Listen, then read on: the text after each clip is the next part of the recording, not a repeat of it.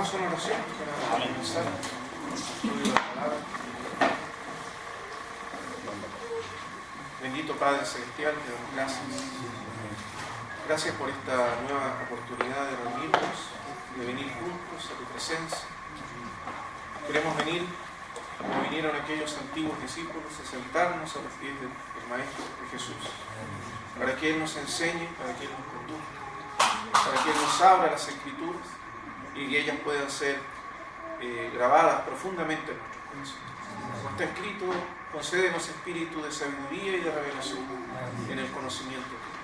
Alumbra los ojos de nuestro corazón y que tu palabra pueda ser vivificada poderosamente. Lo pedimos, Padre amado, en el nombre de tu Hijo Jesús.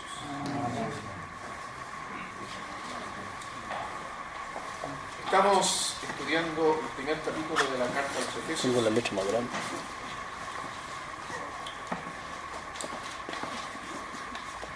Y como hemos dicho, en este primer capítulo el apóstol sintetiza, resuma muchas cosas fundamentales, de gran importancia respecto al propósito eterno de Dios. Así que de alguna manera esta carta es una condensación del conocimiento, del entendimiento que Pablo tiene respecto a lo que él llama el misterio de Dios, o el misterio de Cristo, el propósito eterno de Dios. Y por eso entonces es una carta que requiere mucha atención para comprenderla, porque cada frase, cada oración contiene mucho significado. Y podríamos pasar mucho tiempo descifrando o entendiendo la carta, pero por lo menos es bueno recordar eso al momento de entenderlo, de leerlo. 2 meses estuvimos nosotros. Se podría estar mucho tiempo más. Pero por lo menos lo que estamos tratando de hacer es un vistazo general de los puntos centrales muy importantes que constituyen el esqueleto de la carta, aquellos puntos que ordenan lo que el apóstol Pablo sintetiza, lo que el apóstol Pablo quiere comunicarnos, o el Señor nos comunica a través del apóstol. La semana pasada vimos que el versículo 10 contiene la declaración más importante de toda la carta, que también es la declaración más importante de toda la Escritura. El propósito o la voluntad de Dios, la voluntad del misterio de la voluntad de Dios eterno, está centrado en esto, en reunir todas las cosas en Cristo. Esa es la voluntad suprema de Dios, eterna, que gobierna todos los actos de Dios, todos los hechos de Dios, todas las obras de Dios. Todo lo que Dios hace está gobernado por esta voluntad suprema. Como dice más adelante, aquel que hace, fíjese el final del versículo 11, aquel que hace todas las cosas según el designio de su voluntad. Es decir, que esta voluntad gobierna todo. ¿Y cuál es esa voluntad? Reunir todas las cosas en Cristo. De manera que todo lo que Dios hace, y lo que ha hecho y lo que hará, tiene un propósito supremo, un objetivo supremo, que es llegar a este punto, que todas las cosas sean reunidas en Cristo. Nosotros explicamos la semana pasada que esa palabra reunir es una palabra larga, compleja en griego, que significa levantar a Cristo como cabeza o encabezar todo con Cristo y sujetar todas las cosas a Cristo, para que la voluntad de Dios en el universo se ejerza y se complete y se realice para todas las cosas que Él creó en Cristo, por Jesucristo y para Jesucristo. Y esa es la voluntad suprema de Dios, la centralidad, la supremacía del Señor Jesucristo. Entonces, respecto a la voluntad de Dios, es absoluta, es lo que Dios quiere, que Cristo sea centro, cabeza de todo lo que existe y que todas las cosas converjan hacia Él. Ahora, en ese sentido, o subordinado a ese propósito supremo, encontramos un segundo propósito que tiene que ver ahora con nosotros, el propósito respecto a nosotros, la iglesia, que está subordinado a ese propósito eterno y que está íntimamente ligado con la realización o con la consecución plena de ese objetivo divino. Es decir, la iglesia, en esa gran voluntad de Dios, ocupa un lugar central y tiene un papel, un rol fundamental, principal, el más importante de todos. Tiene el lugar más importante dentro de ese propósito eterno de Dios, que es reunir todas las cosas en Cristo. De manera que Dios preparó para Cristo un vaso, un cuerpo, un instrumento que sea, que coopere con Él para que ese propósito divino se realice. Y ese vaso preparado en la eternidad por Dios para Cristo y en función de su voluntad eterna en Cristo, eso es la iglesia. Y por eso la carta a los Efesios es tan importante, porque nos revela el lugar de la iglesia dentro del propósito eterno de Dios. Y descubrimos que es un lugar fundamental, principal, el más importante de todos los que sea, de los lugares que se han concedido a las criaturas hechas por Dios.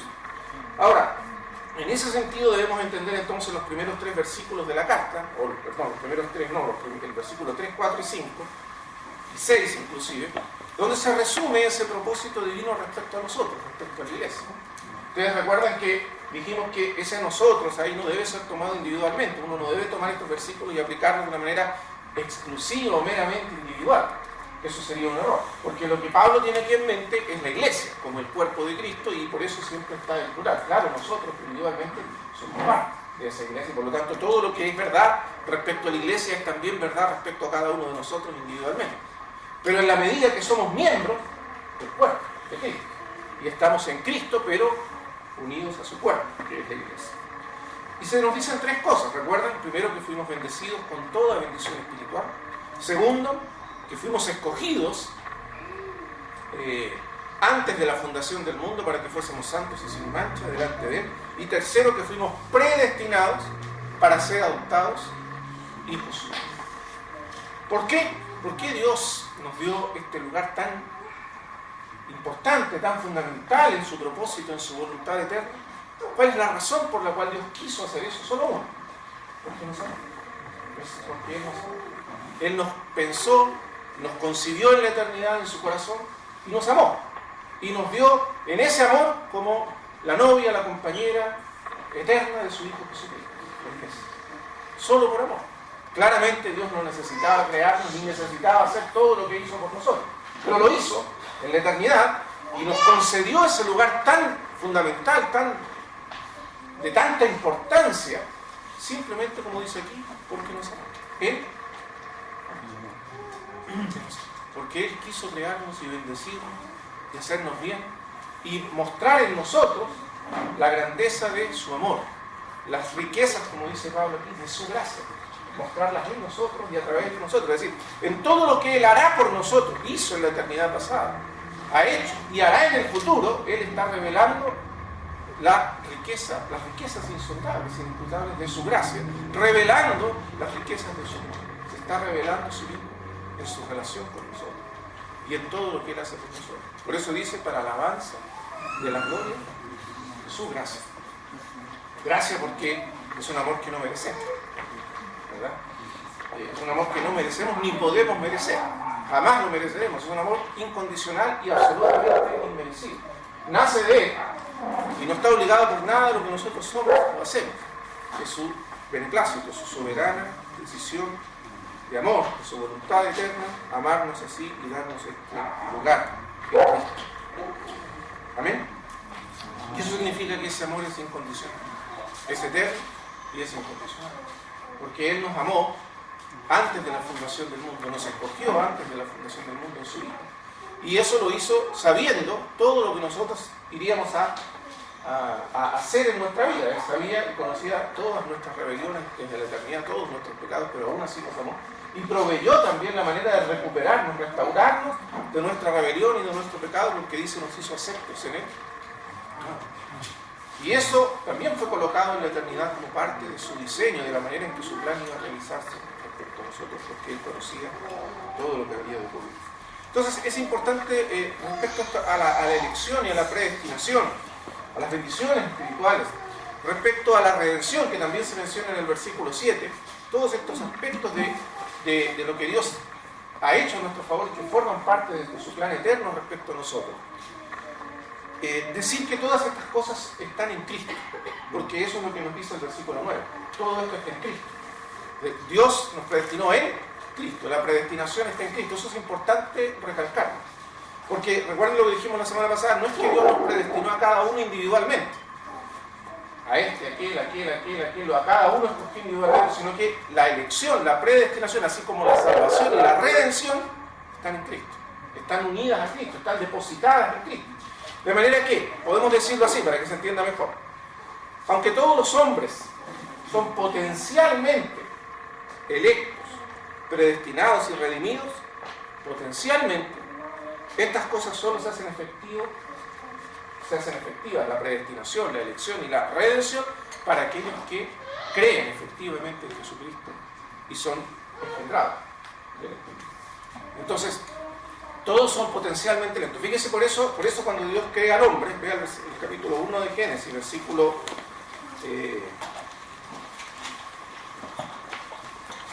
versículo 26, entonces dijo Dios, hagamos al hombre a nuestra imagen, conforme a nuestra semejanza. Y esa definición o declaración divina, allí al principio, define el propósito eterno de Dios respecto al hombre. ¿Y cuál es? Hagamos al hombre a nuestra imagen, conforme a nuestra semejanza, y luego dice señoría, y eso quiere decir que el hombre sea la expresión o el representante del reino de Dios sobre la tierra. Y eso es básicamente el propósito eterno de Dios que se está describiendo en Efesios. Es exactamente lo mismo, solo que Efesios lo revela la administración de ese misterio. Pero ya en Génesis 1, 26, 27 tenemos la declaración del propósito eterno de Dios respecto al hombre. Hagamos al hombre a nuestra imagen, conforme a nuestra semejanza, y eso es lo mismo que luego va a decir, ahora de una manera más completa, habiéndose revelado la naturaleza de ese propósito, cuando en Romanos 8, 28, 29 dice que nos predestinó para ser hechos conformes a la imagen de su Hijo. Cuando Dios dice hagamos al hombre a nuestra imagen, se refiere a esto, a que seamos hechos conformes a la imagen de su Hijo. Y que seamos hechos hijos de Dios por medio de su Hijo, y seamos la expresión de la gloria y de la imagen de Dios en el mundo visible por medio de Jesucristo. Y entonces, ese propósito de hacer el hombre a su imagen se realiza en plenitud por medio de Jesucristo. O sea, aquí cuando se dice hagamos al hombre, se declara el propósito, el objetivo de Dios respecto a todos los hombres. Todos potencialmente pueden llegar a ser parte de ese propósito, pero efectivamente solo llegarán a ser parte aquellos que creen en Jesucristo, porque la predestinación está unida a Jesucristo. De manera que fuera de Cristo no hay predestinación, y fuera de Cristo no hay elección, y fuera de Cristo no hay redención, y no hay salvación. En realidad fuera de Cristo no hay nada. Y eso es lo que está representado en el acto en que Dios arroja al hombre y a su mujer del huerto del Edén. El huerto del Edén, con el árbol de la vida en medio de él, representa esa vocación eterna en Cristo, porque el árbol de la vida representa a Cristo. Recuerda lo que dice Juan, en él estaba la vida, y la vida era la luz de los hombres. Pero cuando el camino al árbol de la vida se cerró, entonces los hombres fueron expulsados de ese propósito eterno. Y solo puede ser restablecido ese propósito a través de nosotros. Por eso dice Romanos 3:23, porque no hay diferencia, por cuanto todos pecaron y están destituidos de la gloria de Dios. Y esa gloria de Dios se refiere a ese propósito eterno en Cristo Jesús. Todos están destituidos. Entonces, aunque todos potencialmente pudieran llegar a ser parte de ese propósito eterno, solo son efectivamente parte aquellos que creen en Cristo. Y a esos predestinó Dios en Cristo en la eternidad. ¿Amén? ¿Se entiende lo que estamos diciendo? O sea, no es que Dios haya excluido a un grupo de personas de esa vocación eterna, arbitrariamente, o por razones caprichosas, o porque simplemente quiso. No. Dios las excluyó porque no están, porque no ponen su fe en el Señor Jesucristo. Y aquellos que no creen en Cristo están excluidos de ese propósito eterno. Y solo son predestinados aquellos que creen. Porque la predestinación está en Cristo. Y eso es lo que quiere decir el apóstol cuando dice reunir todas las cosas en Cristo. Todo está en Cristo. Todo está en Cristo. Aparte de Cristo, no podemos conocer a Dios, ni podemos relacionarnos con el reino de Dios, ni con el propósito eterno de Dios, ni su voluntad de Dios. Todo está en Cristo. Y nosotros venimos a Cristo. Por eso Pablo dice en el versículo 13, en él también vosotros. En ese vosotros somos nosotros, los que no éramos pueblo, los que no éramos parte de la alianza de Dios con Israel, no éramos israelitas, no éramos no participábamos de las promesas, como dice más adelante en el capítulo 2, no éramos ciudadanos del reino de Dios, estábamos fuera. En Él también vosotros, habiendo oído la palabra de verdad. ¿Qué palabra es esa? El evangelio de vuestra salvación. Y habiendo creído en Él, ahí está la clave, no solo oír, sino creer. Los que creen en Él. ¿Recuerda lo que dice Juan? Mas a todos los que le recibieron, a los que creen en su nombre, les dio potestad de ser hechos hijos. O sea, aquellos que creyeron en Él y le recibieron, son los que llegaron a ser hechos hijos, entraron en aquel propósito eterno. Pero los que no lo recibieron, no, por supuesto que no. Entonces, lo mismo dice acá, el evangelio de vuestra salvación, y habiendo creído en Él, entonces fuisteis sellados. Y ese sello es el sello de la elección, es el sello de la predestinación, es el sello de la eterna elección divina. Fuisteis sellados con el Espíritu Santo de la promesa. ¿Qué es las arras de nuestra herencia? La garantía, ¿recuerdan que lo explicamos? De esa herencia eterna que Dios preparó para sus hijos.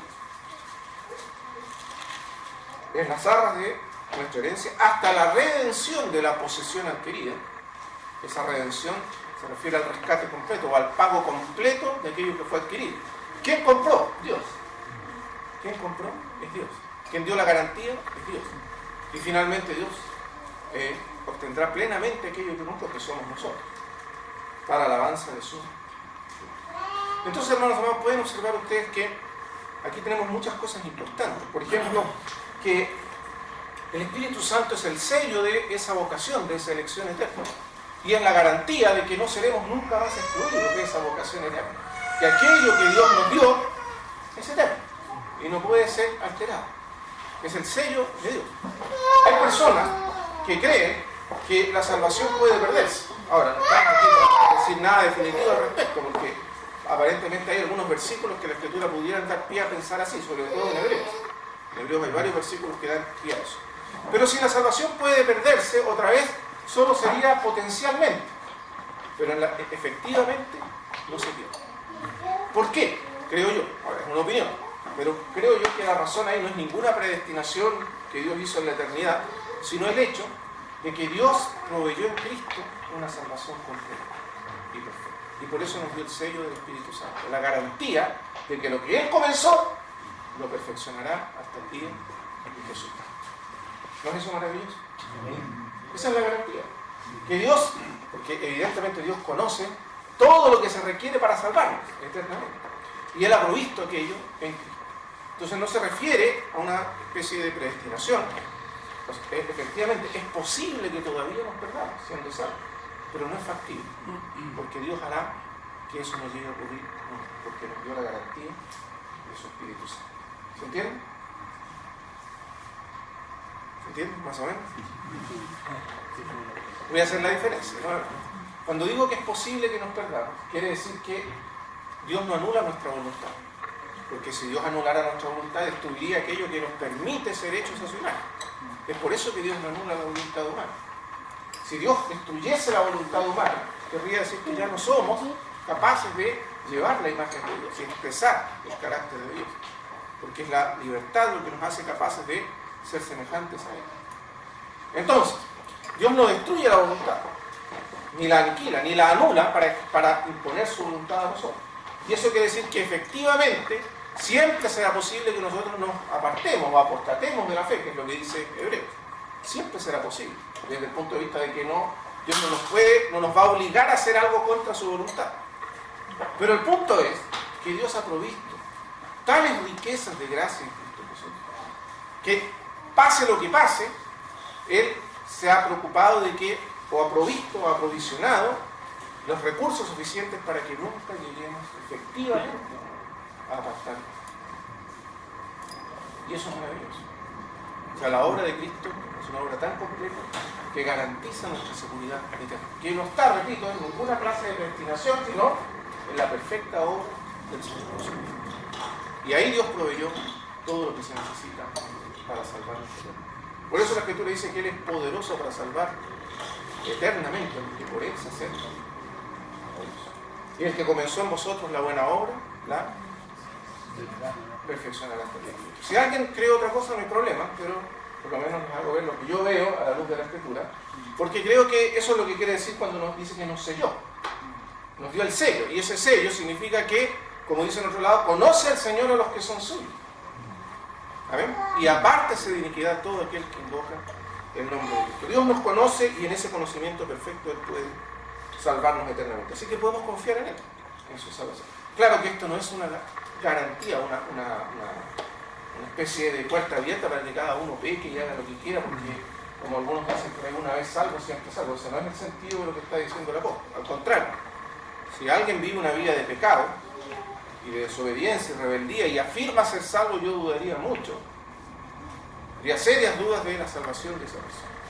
Porque la Escritura muestra que la salvación es una obra que progresa de gloria en gloria.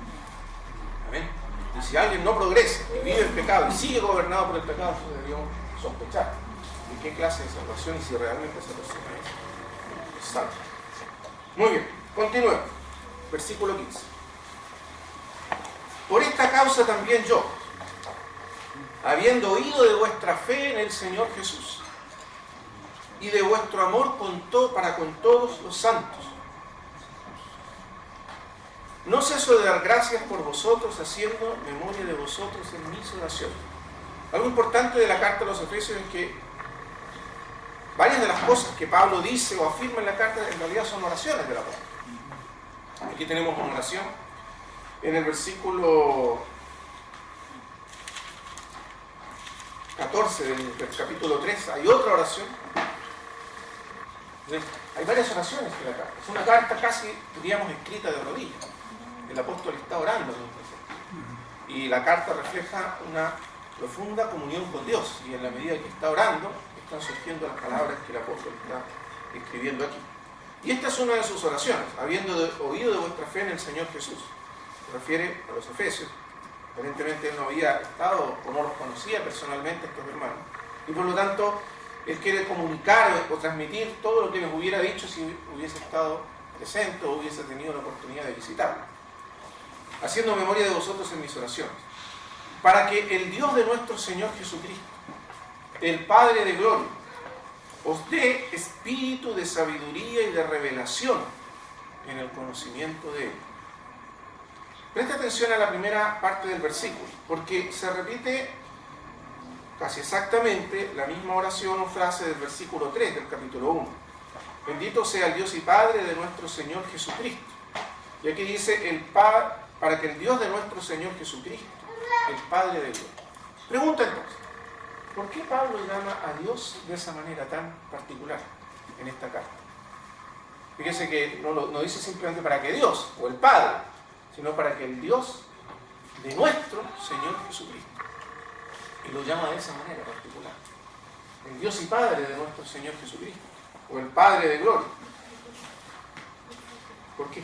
¿Qué creen ustedes que está detrás de esa manera de nombrar o de expresar el nombre de Dios? O llamar a Dios el Padre. Porque creo yo que lo que el apóstol está diciendo aquí es que nosotros no tenemos conocimiento de Dios, el Padre. No tendríamos, ni podríamos tener ningún conocimiento de Dios, el Padre, sino a través del Señor Jesucristo. Fíjense lo que dice Mateo. Esto refleja muy bien lo que el mismo Señor dijo. Mateo, capítulo 11.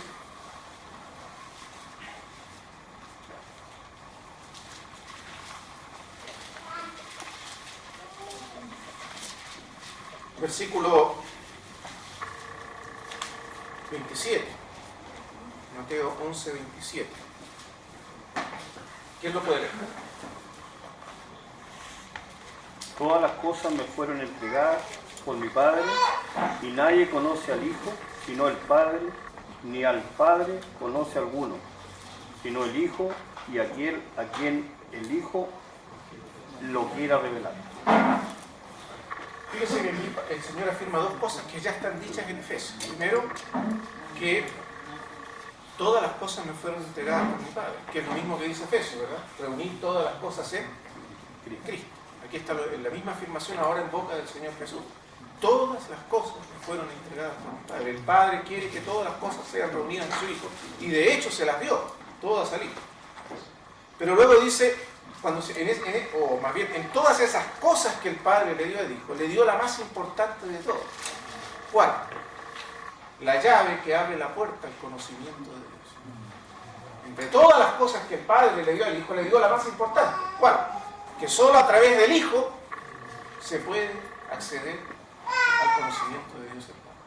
Que nadie puede conocer al Padre sino el Hijo. Y aquel a quien el Hijo lo quiera.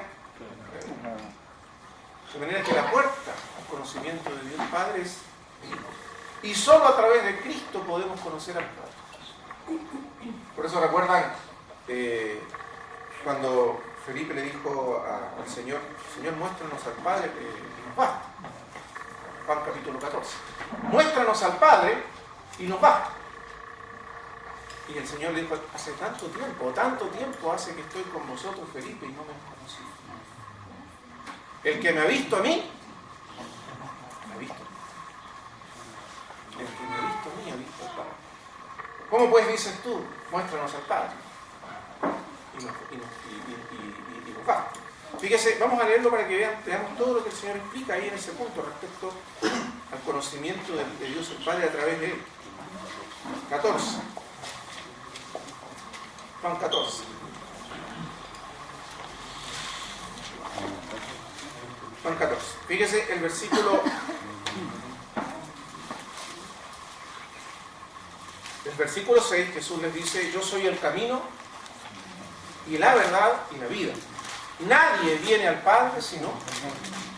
Aquí ya está la misma afirmación que hace ahí en Mateo, ¿verdad? Nadie conoce al Padre sino el Hijo y aquel a quien el Hijo lo quiera revelar. Nadie viene al Padre sino. Por eso es el Dios y Padre de nuestro Señor Jesucristo. Nadie puede conocer verdadera, efectiva, realmente a Dios sino a través de Cristo. Y por eso que los judíos no pueden conocer a Dios hasta que reconozcan a Jesucristo. Y eso es lo que el Señor les está diciendo. Ustedes no pueden conocer a Dios sino a través de mí. Y dice, si me conocieseis, también a mi Padre conoceríais. Y desde ahora le conocéis. Que ahí está aquella pregunta de Felipe, o aquella afirmación de Felipe. Muéstranos al Padre, el Padre y nos va. Fíjese el 10. ¿No creéis que yo soy en el Padre y el Padre en mí? Que yo estoy en el Padre y el Padre en mí. Las palabras que yo hablo, no las hablo por mi propia cuenta. Entonces aquí el Señor nos explica cómo conocemos a Dios el Padre a través de Él. Nadie viene al Padre sino por mí. Yo soy el camino, la verdad y la vida. El que me ha visto a mí ha visto al Padre. Pero ¿cómo? En términos prácticos podemos nosotros conocer a Dios a través de Jesucristo. Y aquí Él lo explica. Dice, las palabras que yo os hablo, no las hablo por mi propia cuenta, sino que el Padre que mora en mí, Él hace eso. Entonces el Señor Jesucristo dice que las palabras que Él habla, todas las palabras del Señor, sus enseñanzas, sus mandamientos, todo lo que Él dice, la verdad que no son sus propias palabras, sino las palabras de Dios en Él. Y no solo eso, sino que el Padre que mora en mí, dice, Él hace las obras. El que incluso las obras del Señor, todas las obras que Él hacía, sus milagros, su vida entera, era la expresión de esa relación que Él tenía con el Padre.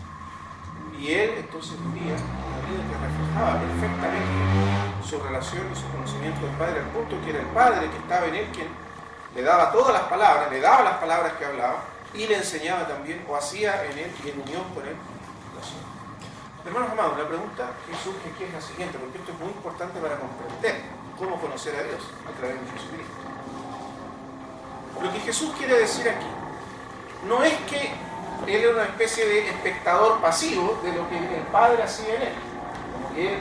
Como que el Padre anulaba la personalidad de Jesús y entonces actuaba a través de Él como si fuera una especie de mero instrumento pasivo en las manos de Dios. A veces nosotros tenemos esa idea de la vida cristiana. Entendemos que el Espíritu, por ejemplo, el Señor obra en nosotros casi anulando nuestra personalidad y entonces usándonos meramente como un instrumento. La idea de ser instrumentos en las manos de Dios a veces conlleva esa idea, o puede llevarnos a esta idea equivocada de nuestra relación con Dios y de cómo actuar junto con Dios. Porque un instrumento es algo pasivo. Cuando yo tomo una guitarra, por ejemplo, la guitarra no ofrece ninguna resistencia, más que la resistencia natural a que yo aprenda a tocarla. Pero la guitarra no tiene voluntad propia, ¿verdad?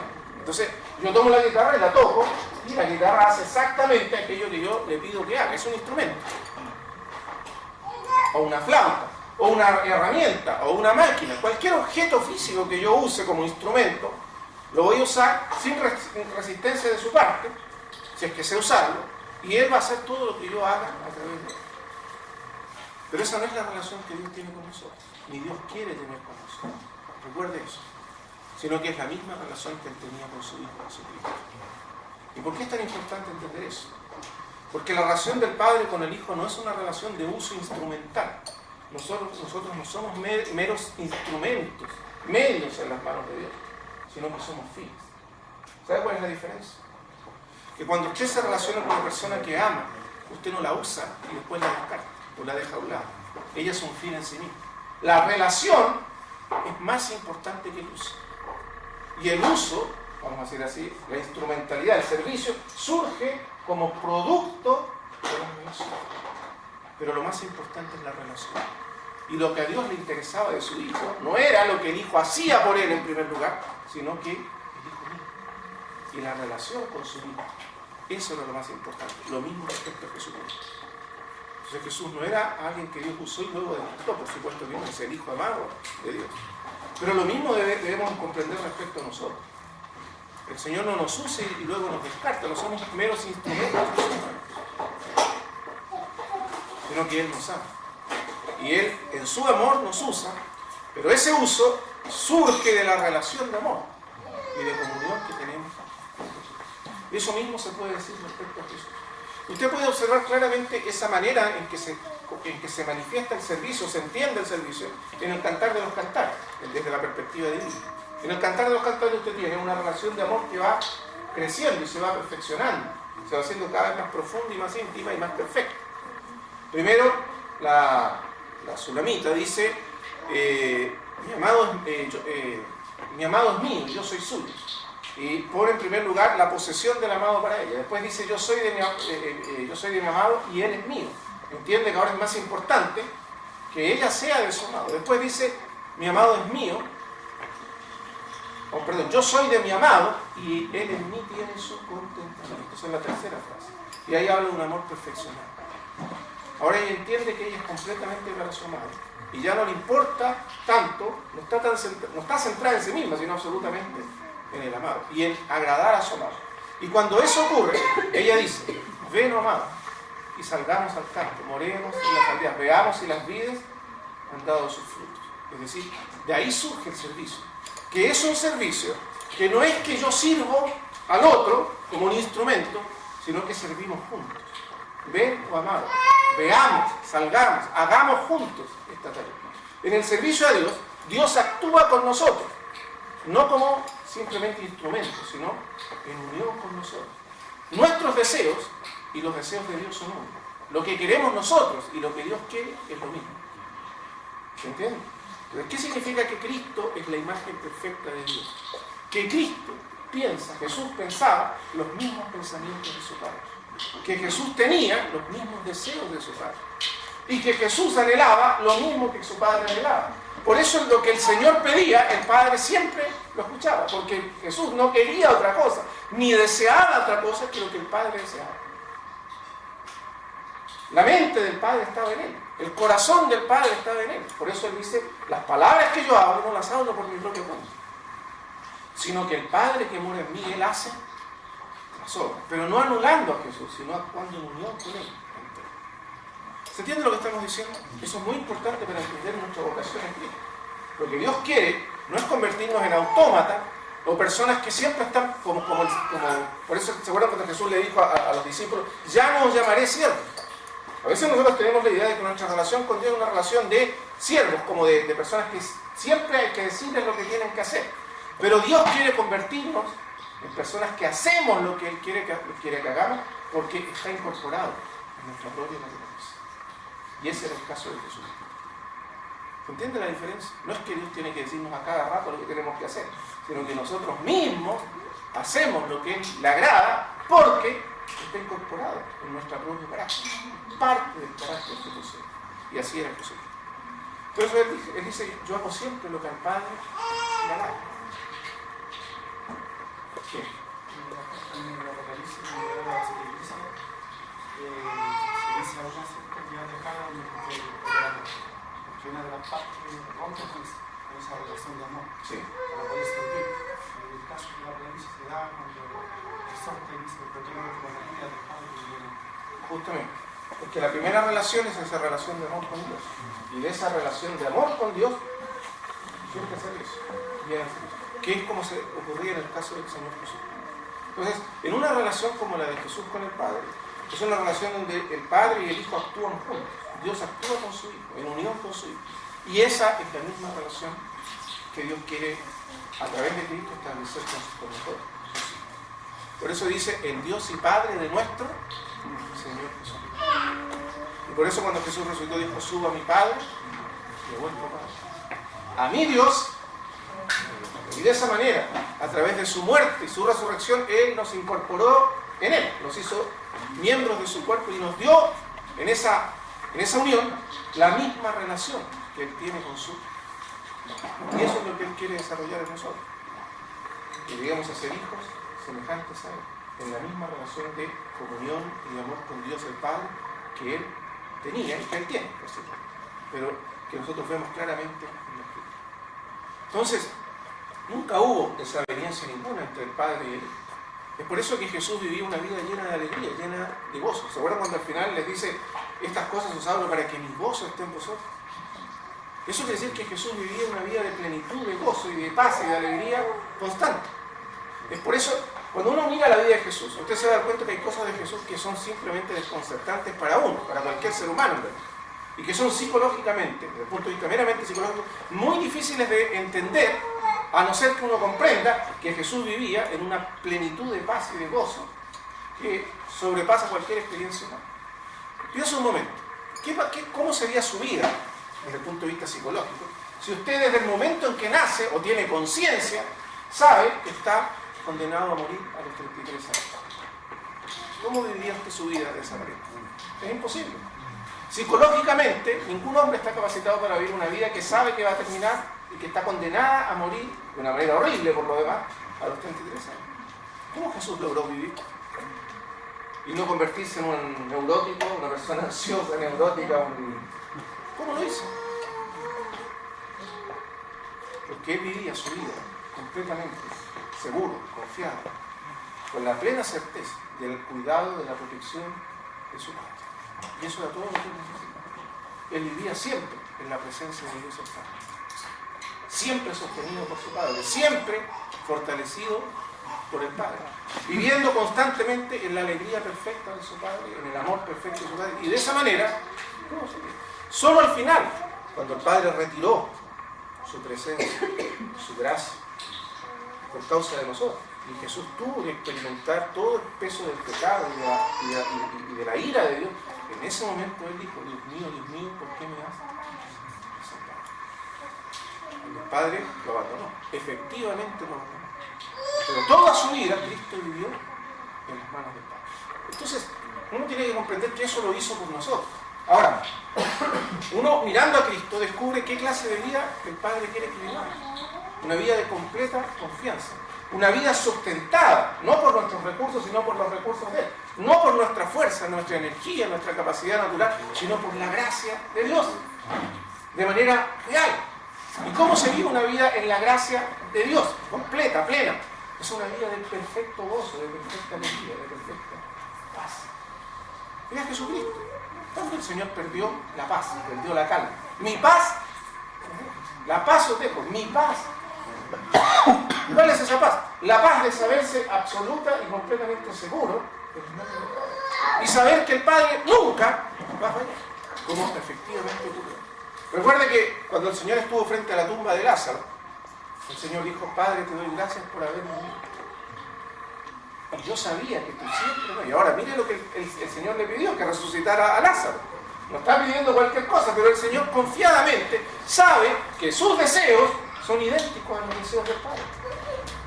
Porque el Padre vive en mí. Cuando el Señor dice el Padre mora en mí, no quiere decir una presencia simplemente, ¿cómo podríamos decir? Como un morador ajeno a quien es Él. Cuando Él dice el Padre mora en mí, quiere decir que la mente del Padre habita en mi mente. Los pensamientos de mi Padre son mis pensamientos. Los sentimientos del Padre son mis mismos sentimientos. Todo lo del Padre está incorporado en el carácter y en la misma naturaleza, en la sustancia de su alma. A eso se refiere. Eso quiere decir el Padre mora en mí. Y por lo tanto yo sé que siempre mora. Por eso cuando Jesús le dice a sus discípulos, dice, de cierto, todo lo que pidierais al Padre en mi nombre, yo lo haré. ¿Recuerda eso? Ahora, eso que Jesús dice, lo dice refiriéndose en primer lugar a Él mismo, a su propia experiencia, porque Él, todo lo que Él le pedía al Padre, el Padre lo sigue. Ahora la pregunta, ¿seremos esa clase de personas que todo lo que pedimos al Padre, al Señor, el Señor lo hace? No. Pero el propósito del Señor es que lleguemos a hacer eso. No todavía, claro. Todavía queremos muchas cosas que no son compatibles con la voluntad de Dios, ni con el corazón de Dios, ni con la mente de Dios. Todavía nuestra mente no está perfectamente ajustada a la mente de Cristo. Pero lo que el Señor está diciendo es que su propósito es que lleguemos a ser como Él, en nuestra relación con Él y la misma relación que Él tiene con nosotros. Por eso Él pudo decir, Padre, te doy gracias por haberme. Yo sabía que siempre me oyen, pero esto lo digo por causa de la multitud, porque Él quería dejar en claro que lo que Él hacía no lo hacía solo Él, sino que lo hacía Él y el Padre. Yo y el Padre, uno.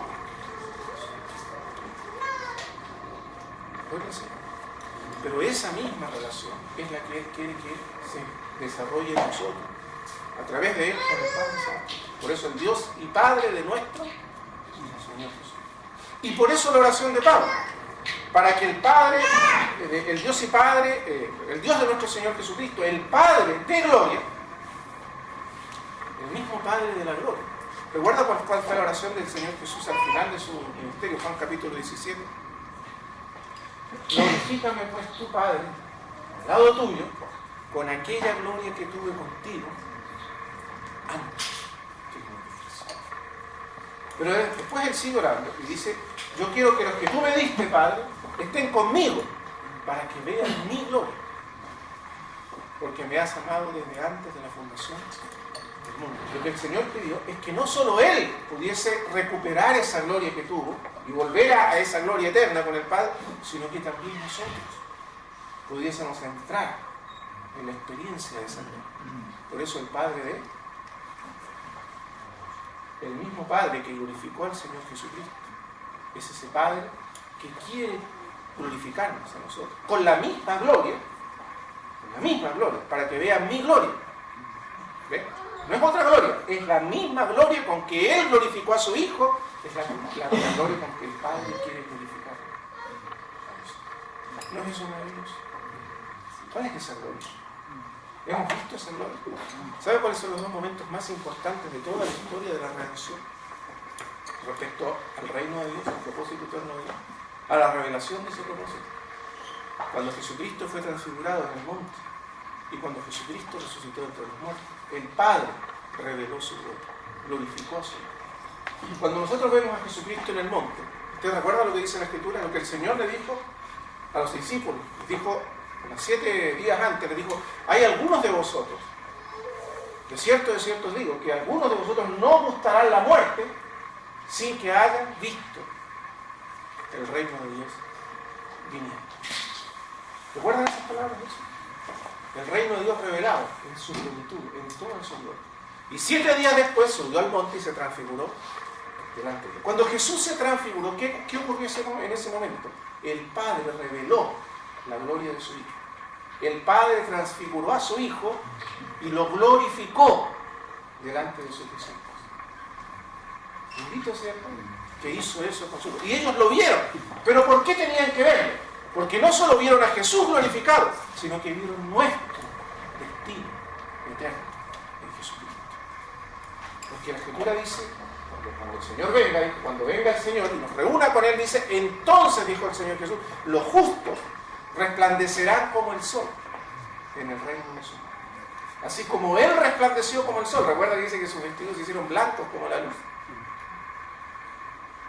Así resplandeceremos nosotros. Así también, con esa misma gloria con que el Padre glorificó a su Hijo, Él nos glorificará a todos nosotros.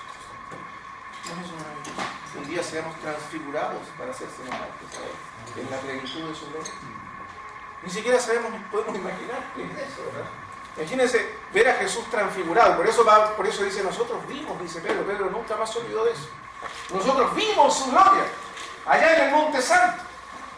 Lo vimos. Dice, no nos hemos dado a conocer el poder y la venida de nuestro Señor Jesucristo. O sea, la gloria que se revelará y el poder que se revelará el día de su venida, siguiendo fábulas artificiosas, cuentos, por ahí, leyendas, sino como habiendo visto con nuestros propios ojos su majestad. Nosotros vimos su gloria, la gloria de su poder, la gloria que Él tiene como Hijo de Dios ese día en el Monte Santo. Y Juan dice lo mismo, y vimos su gloria, gloria como del unigénito del Padre, lleno de gracia y de verdad. Esa misma gloria, Él también un día la pondrá o la revelará en todo el mundo. Por eso es el Padre de bendito sea el Padre. Aquellos que tú me has dado, yo quiero, Padre, que estén conmigo, en mi gloria, que participen de mi gloria, para que vean mi gloria. Pero ver allí es experimentar, ser parte de su gloria. Por eso Hebreos 2:10 dice, porque convenía aquel por cuya causa son todas las cosas, y porque en todas las cosas subsisten, que habiendo de llevar muchos hijos, ahí llevar a la gloria no es simplemente llevarlos al cielo, es llevarlos a esa plenitud de transformación que nos hará a todos nosotros semejantes al Señor Jesús. Entonces dice, aún no se ha revelado lo que hemos de ser, en Juan capítulo 3. Pero sabemos que cuando Él se manifieste en gloria, ¿qué pasará? Seremos semejantes a Él en gloria, porque le veremos tanto como Él es. Bendito sea el Señor Jesús. Entonces, hermano, ¿esa gloria de dónde viene?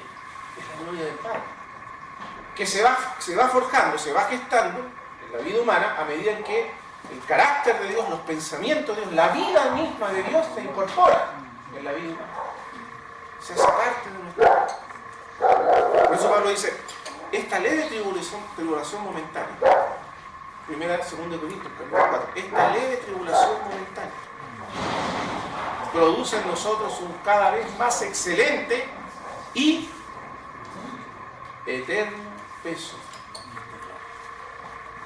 A medida que la cruz opera en nosotros, a medida que la disciplina de Dios opera en nosotros, a medida que opera en nosotros la muerte de Cristo, entonces se va incorporando en nosotros el peso de la gloria de Cristo, que un día se revelará a todo el universo cuando Él venga.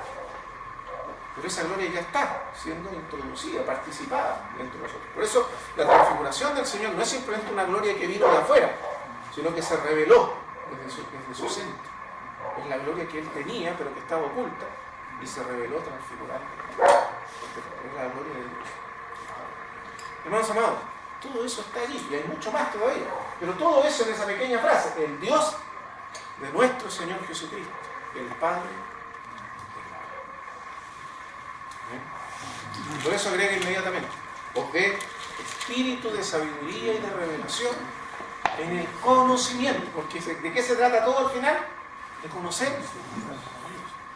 Y conocer a Dios significa ser transformado por ese conocimiento, de gloria a Él, porque el conocimiento de Dios es la gloria. La Escritura dice que Dios, que mandó que de las tinieblas resplandeciese la luz, es el que resplandeció en nuestros corazones para iluminación del conocimiento de la gloria de Dios en la faz de Jesús. Y así comienza nuestra jornada con el Señor, cuando vemos la gloria de Dios en la faz de Jesús. Pero esa primera visión va creciendo y vamos siendo transformados de gloria a Él. Es decir, de una revelación de Dios, eso significa de gloria en gloria, a una revelación más grande o mayor de Dios. Cuanto más conocemos a Dios, más gloria más de la gloria de Dios se incorpora en nosotros.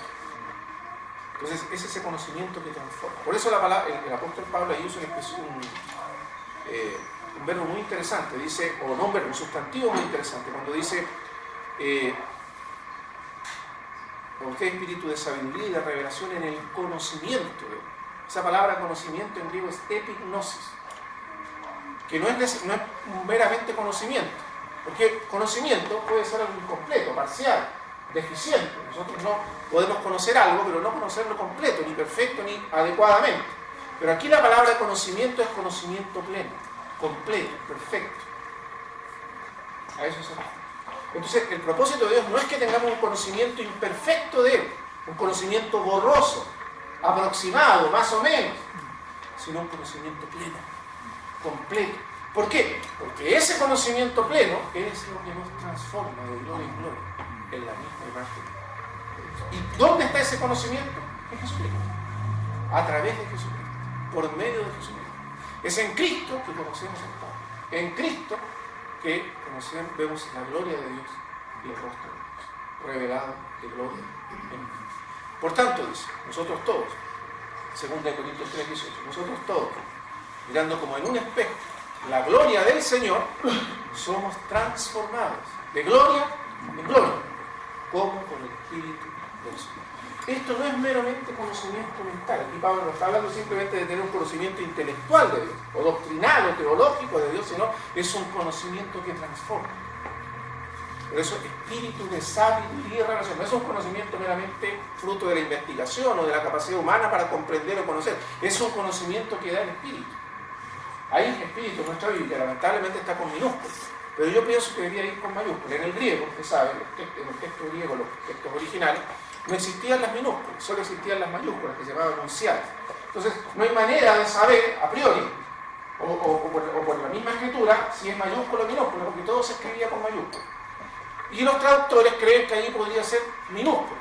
Es verdad que nuestro espíritu tiene que ser alumbrado, pero quien actúa para alumbrar el espíritu humano y traer conocimiento, sabiduría y revelación respecto al conocimiento de Dios es el Espíritu Santo, el que nos dé espíritu, sabiduría y de revelación. Como dijo el Señor, el Espíritu que nos guiará a toda la verdad. Y ese Espíritu de Dios es el único que puede revelarnos el conocimiento, traer conocimiento de Dios y traer revelación del conocimiento de Dios en Jesucristo. Sí, que el Señor nos ayude, porque ese es el punto de partida y la esencia de toda la vida cristiana y de toda la vocación que fuimos llamados. Por eso el Señor Jesucristo dijo, y esta es la vida eterna. ¿Recuerdan esos pasajes? Sí. Y esta es la vida eterna. O sea, la vocación, nuestra vocación eterna, el contenido de todo nuestro llamamiento eterno, la vida eterna, es esto, que te conozcan a ti, el único Dios verdadero, y a Jesucristo, de quien es. Paramos un ratito y